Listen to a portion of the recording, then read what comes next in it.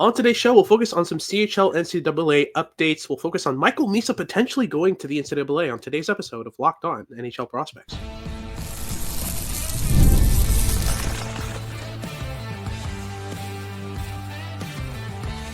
You are Locked On NHL Prospects, part of the Locked On Podcast Network. Your team every day.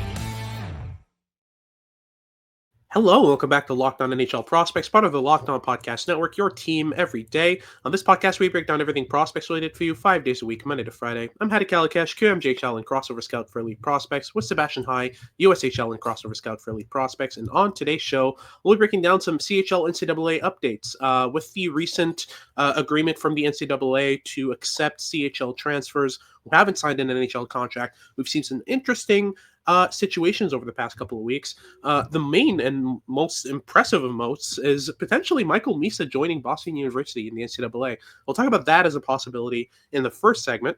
In the second segment, we'll talk about Haoxi Wang, who's not getting enough love this year, mainly because he's a 6'6" left shot defender playing the OJHL, which isn't a league that's necessarily as scouted as the league that he's now signed in. He signed with the Oshawa Generals. We'll talk about his game in detail in the second segment. And then in the third segment, we'll talk about some various prospects who have been doing well or not since moving over from the BCHL or the USHL in order to maintain their NCAA eligibility, but play in a better league. So mainly Jack Pridham, Blake Montgomery, and Zachary Morin are the three main ones right now.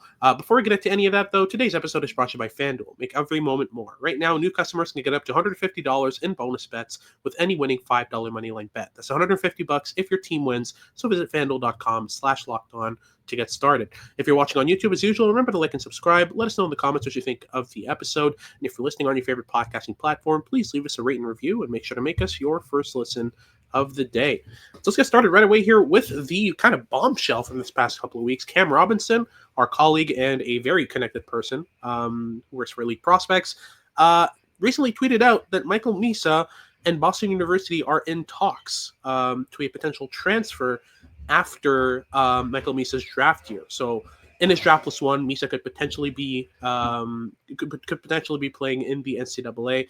And knowing Cam, he doesn't tweet things out unless he's 100% sure. He tweets out 90% of the, 10% of the information that gets to his ear, and makes sure that 10% is at least more concrete than just a rumor. So what do you think about all this for Michael Misa? I think it's excellent from his own perspective in terms of developing his game. The NCAA is a place that I think he'll be able to excel in and really grow and explore his game in ways that he won't be able to do in the OHL as a D+1. And especially for a player that clearly from his own standpoint wants to have an extra season of development before making the jump to the NHL after being drafted. Going back to a league that he's already dominating right now. I mean, we're 27 games into the season for Michael Misa, and he has 27 goals and 55 points. Returning to that environment, I don't think is going to be the biggest of challenges for him next season. And taking a different route, going the college hockey route, especially with the program, with the development tools and skill of Boston University, I think would be excellent. And on the other hand, there's an off chance that we have a full season of James Higgins versus Michael Misa at the NCAA level between Boston College and Boston University next year. If that happens, that would be fantastic for college hockey. But this is a massive piece of news. And in terms of big names, like making a decision based off of the recent NCAA ruling to allow players from the CHL to come in, there aren't any bigger fish than Michael Misa here, right? Yeah, I mean, he's at the top of the list with the likes of Porter Martone and Gavin McKenna, who were, sort of rumored to be connected to the University of Michigan. I believe the University of Michigan made a couple calls, but it wasn't nothing more than that. Whereas with Michael Misa, the understanding that we have is that it's a bit more concrete than that. It's less than just a team asking around. Like, there's active conversations, that kind of stuff. So it's a very interesting development for Michael Misa. And I agree. Like, going back to an environment after scoring a goal a game and 2 points a game, like, what's left for Misa to kind of add to his toolkit in the CHL? Whereas if he goes and plays in the NCAA, not only is he going to be facing the likes of James Higgins and potentially Gabe Perreault if he comes back, that kind of thing, but we're also talking about a league that really challenges you physically. You know, we're talking about 19 to 24-year-old instead of 16 to 21-year-olds, which is a big jump in physical maturity. And I can tell you right now, in the Hockey East, it gets physical. Defensemen are aggressive. They're able to kind of close gaps a lot more efficiently. They're a lot more mature. So, you know, that would be a great jump in competition for Misa and would be a great buffer to not be able to play in the AHL, because basically the way it works in terms of whether or not a prospect is eligible to be signed at 19 years old to play in the AHL is the league you were drafted from. So in Misa's case, he'll get drafted out of the CHL. He's not going to be moving mid-year to Boston University. So inevitably, that means he has to wait until he's 20, even if he joins the NCAA, to be able to sign early and play in the AHL. So for me, that's the next best thing to be, you know, an NHLer for Michael Misa, is to play in a level that's going to be a step up from the OHL, but not playing the NHL right away. Because that, you know, if he stays in the CHL, those are his only two options. It's either he comes back to Saginaw, or, you know, obviously gets traded elsewhere, or he plays in the NHL. And as much as I love Michael Misa, as much as his game is so polished, so mature, I don't think he's an NHLer out right off bat, right? I mean, he probably could be in the bottom six capacity, but the question would be, is that the best thing for his development, to play small minutes against high-end competition? Because he's a very polished player. I mean, you made an entire video delving into the details of the game that we can link in the description down below of what makes Michael Misa so special. And he is just so refined. He's so mature. He could play in the NHL next season without being like swamped or anything. I'm quite positive of that. But there would be limitations in offensive exploration, and especially considering that this is a player who has been playing that kind of role for the last 2 seasons in the OHL, of really playing like solid possession hockey, not being overly dynamic, not really testing his limits too much, and then this season exploding into those abilities. I don't think that catapulting him straight back into an environment where he falls back into that complementary role would be the best thing for his development at this stage. Yeah, I agree as well. You know, in terms of what he's got ahead of him, like, we're talking about a prospect who is just starting to scratch the surface of how to use his dynamism. He's always been highly, you know, high pace, high energy, high motor, with really, really, really good skating.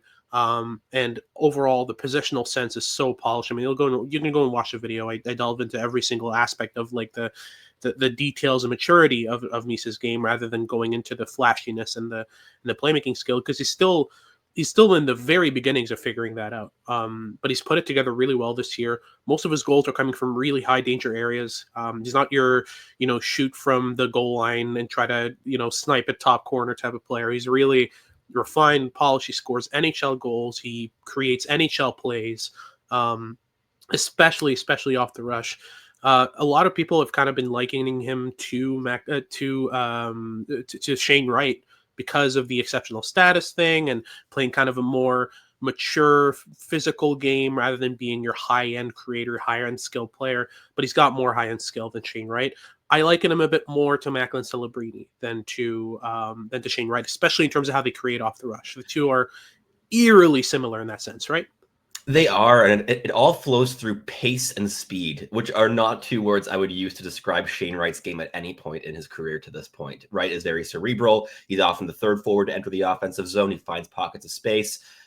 Michael Misa creates space rather than trying to find it in the offensive zone. And that's a very key difference. And that said, I mean, Shane Wright's doing quite well so far this season. I mean, I think he has like 6 goals in his last 8 games. He's finally heating up, which is quite a relief to see for that player. But I definitely think that Michael Misa is a different profile stylistically, but also in terms of potential impact is well within the number 1 center upside of player. Whereas with Shane Wright, even going back to his draft year, there was this hope for him to become that player and to access the dynamism that he showed in flashes, but it wasn't as concrete at all as it is with Misa this season. 100%, fully agree. But that's our first segment done. We'll get into our second segment soon, and we'll delve into Haoxi Wang's game. He's a very, very interesting prospect who just signed in the CHL after playing OJHL hockey for the longest time. We'll get into what makes him special, what will make him succeed in the OHL, and what could make him a first-round pick in just a second. But just before, a quick word from our sponsors at PrizePicks. Today's episode is sponsored by Prize Picks. If you love sports, you're going to love Prize Picks, the best place to turn your sports knowledge into real money. Whether it's hockey or football or any of your other favorite sports, Prize Picks makes it easy to get in on the action. You want to get started today because you can win up to 200 times your money on Prize Picks. Get $50 instantly when you play your first $5 lineup. No need to win. The $50 is guaranteed. Prize Picks also offers fun weekly promotions like Taco Tuesday, where select player projections are discounted up to 25%. I know I want to take my swings on players like Connor McDavid and Austin Matthews to put up big numbers every single week. And this week on Prize Picks, I'm eyeing the hockey board specifically, looking at Jack Hughes for more than 4 shots on goal and Artemi Panarin for more than 1 assist. It's so simple to make my picks and have fun with friends while potentially cashing out fast. Download the app today and use code LOCKEDONNHL to get $50 instantly after you play your first $5 lineup. That's right, $50 instantly. Prize Picks, run your game. All right, so moving on to our second segment, we've got a very interesting prospect to talk about. He is 6'6", played in the OJHL, left shot defenseman, really good skater as well for his size. Haoxi Wang from I think it's the King Rebellion, I believe is the name of the team. I don't have it in front of me. Yes, it is. It is indeed the King Rebellion of the OJHL. Yeah, absolutely. And he's just signed with the Oshawa Generals in the OHL. The Oshawa Generals just keep adding high-end talent, and Wang is another one in that list. They've already got a really stacked roster with the likes of Beckett Seneca and Luca Morelli at the blue line and a bunch of other really good talents. I think that this is a great environment for Haoxi Wang to develop. And let's talk about the profile a bit. You know, what makes him special? What makes him what's made him a first-round pick on a couple boards already, even before signing in the OHL, which is very rare for OJHL prospects, right? It is not common whatsoever. I mean, I think when you're looking at the value of the profile that is Haoxi Wang, the size is the first thing that stands out to you. 6'6", 212 pounds. He's a massive body. And as you mentioned, his mobility supports that size quite well at this point. That said, he's still super raw. Anyone putting him inside their first round is doing it on projection only. It is not that he is among the 32 best players at this point in this draft class. I don't even think he'll be in the top 64 best players in this draft class right now. But there's a lot to work with. There's some nice flashes of rush defending, really good at suffocating play, shepherding it to the boards. He uses his range and his reach and his massive radius of defensive area really effectively in that way. He's not the most punishing of physical players, but he can finish his checks into the boards, and he just uses his size almost more as like a hurdle for other people to get around rather than like a truck that runs into the opponent players. So he's not a player that takes himself out of position all that often. But what is it about the on-puck game that you've liked so far this season from Haoxi Wang? Yeah, there's a couple flashes of really daring offensive plays, especially in terms of handling skill. Like, he's not afraid to take on structures 1-on-1, 1-on-2, 1-on-3. You know, he'll challenge players with a stick handling and with a skating ability, and uses it liberally offensively. There we go. Fully blocked screen for a second there. I love that. All good. We can keep rolling. Cool. But yeah, Wang is very interesting. You know, we're talking about a prospect who, like you said, uses his defensive range incredibly well, handles physical scenarios really well as well. But obviously, you know, at his level, you'd expect that. But what I wasn't expecting, what I was pleasantly surprised with, is the on-puck handling skill, the ability to break down defenses, to shove his way through structures and kind of break ankles and try things. And his in-zone playmaking is also really well. It is also really good. He'll string together passes. You know, he bombs passes for his teammates accurately, powerfully in the offensive zone. Likes a shot pass as well. The only real hurdle for me in terms of what Wang could become at the next level is the breakout passing. So his retrieval game is a bit iffy already, and then once he gets the puck and turns around, choosing the right pass to exit his zone is still a bit of an issue in his game. And you know, this is based on 2 or 3 viewings so far this season. He's not a player I've watched extensively. He's not from my region, but I was very curious about him. So I sat down and watched a couple games. And honestly, he seems like a borderline first round talent on the range, mobility, and exciting flashes of offensive skill as well. It's just, like you said, very, very, very raw prospect. Absolutely. And I think that this draft class has a lot of those kinds of players, especially on the defensive side, players that are really projections at their core. Even if I'm looking at my own region in the USHL, Carter Amico, who's unfortunately out for the season with injury, was kind of in a similar boat, less raw, but still very, very raw, but some of the same strengths and weaknesses, massive range, decent edge work and fluidity in his skating, though the skating is not as good as it is with Haoxi Wang.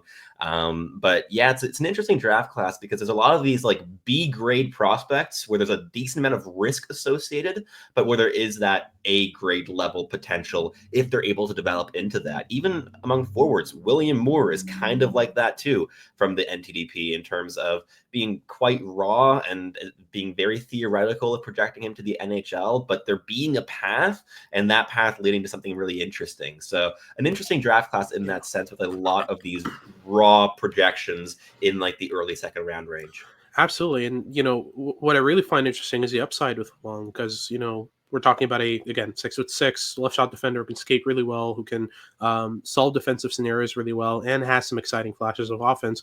For me, that screams like top 4 defenseman upside. It's very theoretical, like you said, but there's a real clear path if he's able to improve that retrieval and breakout game. Because for me so far, that's one of the main things that prevents him from being able to keep the puck for long enough to show those flashes more frequently. He's getting less puck touches per game because his retrieval game's a bit iffy, and he ends up kind of defending in zone a ton because of that. But once you get to the point where you're able to have him handle pressure with his back to the play, spin off a check, look up and find an outlet, if you're able to develop that in this game, you've got a phenomenal defender in Haoxi Wang, right?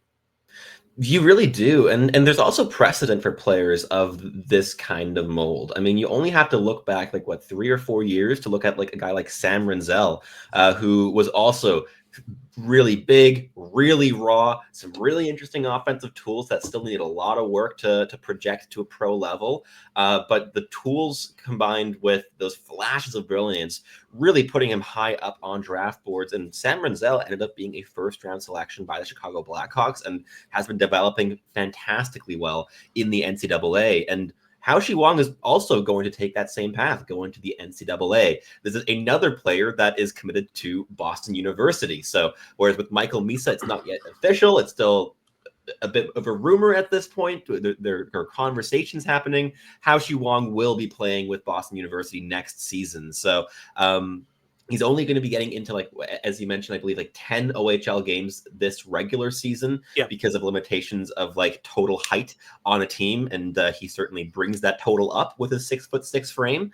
But he will be then transferring to the NCAA next season, which is a really big jump in competition, going from OJHL to couple games in the OHL to the NCAA. So it'll be very interesting to see how he adapts to Boston University next season. Yeah, and I think that leap is going to be a leap of faith for him. It's going to be very, very he's going to take some time. I don't think he's going to be an impact defenseman from day one in Boston University, but by the end of his term, he's going to be a very impactful player. And especially if the team drafting him is willing to be patient with him, willing to give him a full ride, even if he gets up to a point a game from that blue line, to still be patient with him and let him develop the things he needs to develop over 3-4 years in the NCAA. Sure, absolutely. That's going to be great for his development path, but it's a leap of faith for the team drafting him as well. Because what if after 4 years he decides, well, I don't really sign here, right? So that's another mitigating factor when it comes to NCAA commits, is they have a lot more freedom in terms of decisional power. So you really need to do your homework and make sure that this player needs to stay with you, and you need to also be patient. I don't think a lot of teams in the first round have that exact profile of those two things, right? Absolutely. And that risk is definitely accentuated for players that will, in all likelihood, need at least 3 years of those NCAA years to develop. Haoxi Wang is still so raw. He's not going to be a one-and-done player in the NCAA. He will be playing a lot closer to the full 4-year term than just the one season. And Yep. with those players, once you're just a year away from free agency, that's when it becomes really tempting to make use of that clause. Whereas for players that are drafted in the top 10, 15 that play 1 or 2 seasons in the NCAA, they most often just end up signing with the team that drafts them. But Haoxi Wang is very raw, so that's an extra little wrinkle in there. 100%. That wraps our second segment up. We'll get into our third segment where we talk about a trio of very interesting commits to the CHL. We've got Jack Pridham going to the OHL along with Blake Montgomery, and we also have one QMJHLer, Zachary Morin, who moved over from the USHL as well. We'll get into that in a sec, but just before, a quick word from our sponsors at FanDuel. Get ready to tackle the NFL action with FanDuel, America's #1 sportsbook. Because right now, new customers can bet $5 and get $150 in bonus bets if you win. The FanDuel Sportsbook app gives you everything you need to place live bets on the NFL all in one place. So when you get a hunch in the middle of a game, you can check out the latest stats, view live play-by-play, and so much more on the exact same page where you place your bets. Whether you want to take those swings on American football with the NFL or European football with the Champions League, the choice really is up to you. Or perhaps you prefer tennis or golf. Or if you're listening to this podcast, there's just a small chance that hockey is your sport of choice. Whatever it may be, FanDuel has something to offer every kind of sports fan.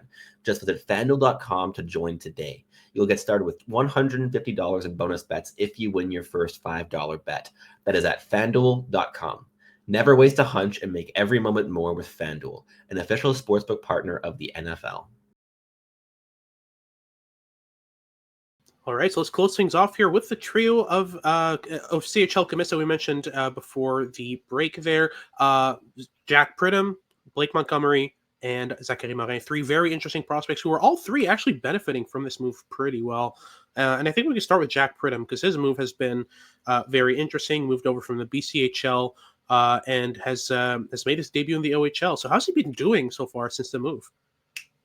He's been doing very, very well for the Kitchener Rangers. In 10 games, he has 5 goals and 12 points so far, which is an uptick from the 10 points in 12 games that he scored in the BCHL this season. He's been really, really doing well in a position where he can work off of his line mates at high pace and not have to slow himself down to keep up with the processing speed and the skill of the players he's playing with now that he's in the OHL.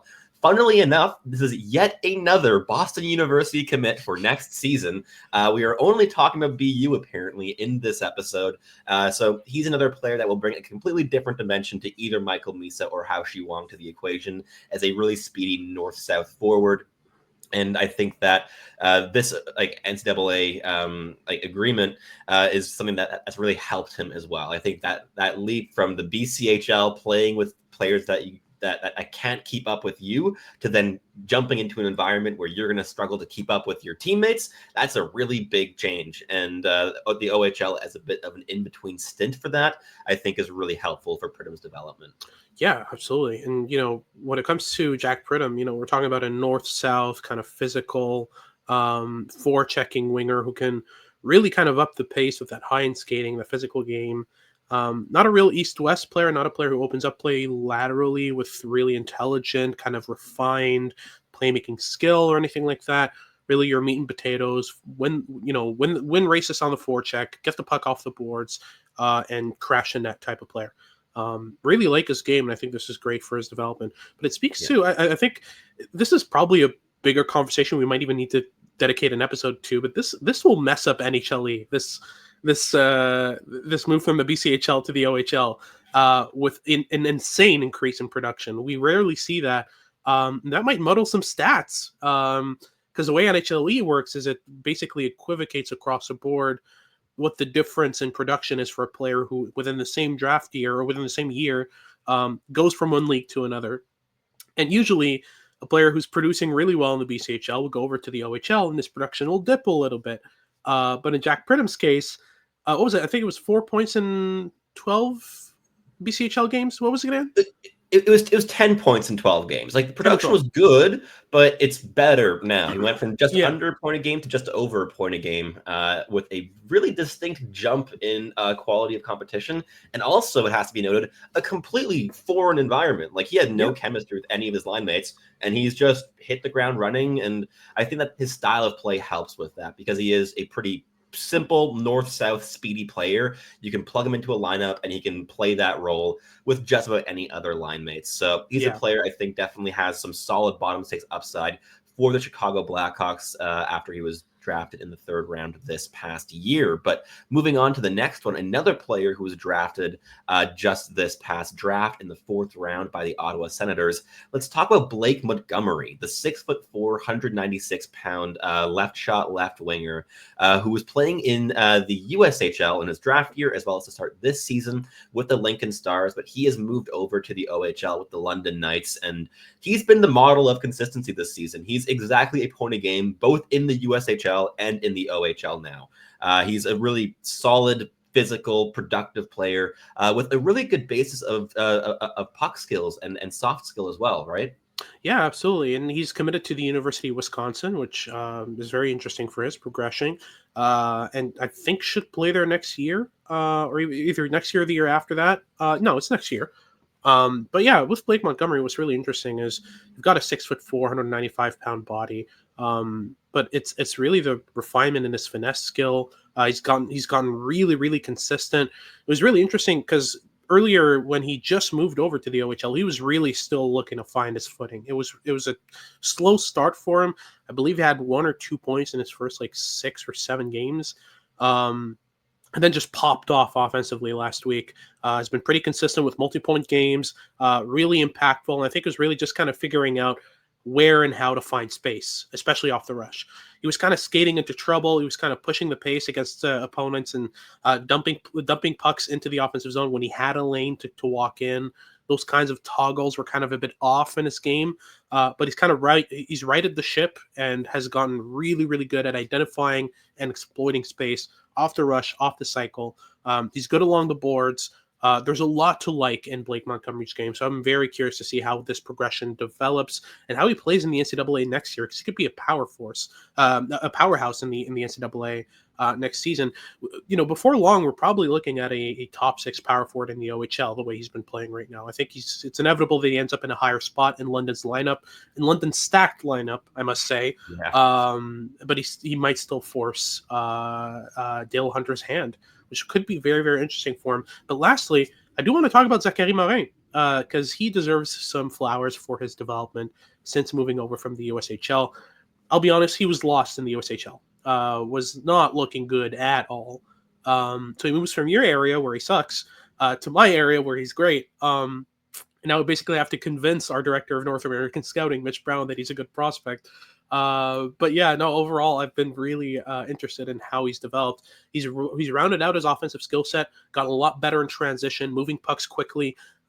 He's still kind of figuring out what the structure is in St. John in the QMJHL. But when it comes to the things that don't have to do with understanding tactics, understanding structure, the playmaking's there. Really, really, really good playmaker. Great release, uses it often, uses it in motion. Handles the puck quickly, physical as well. He's able to handle, board battles, and retrieval skills are all there. So there's a lot to work with there with Zachary Morin. And I think before long, we're probably talking about a top 40 prospect. It's just a matter of convincing Mitch that he is, because Mitch is not sold based on USHL viewings. He was that bad in the USHL, right?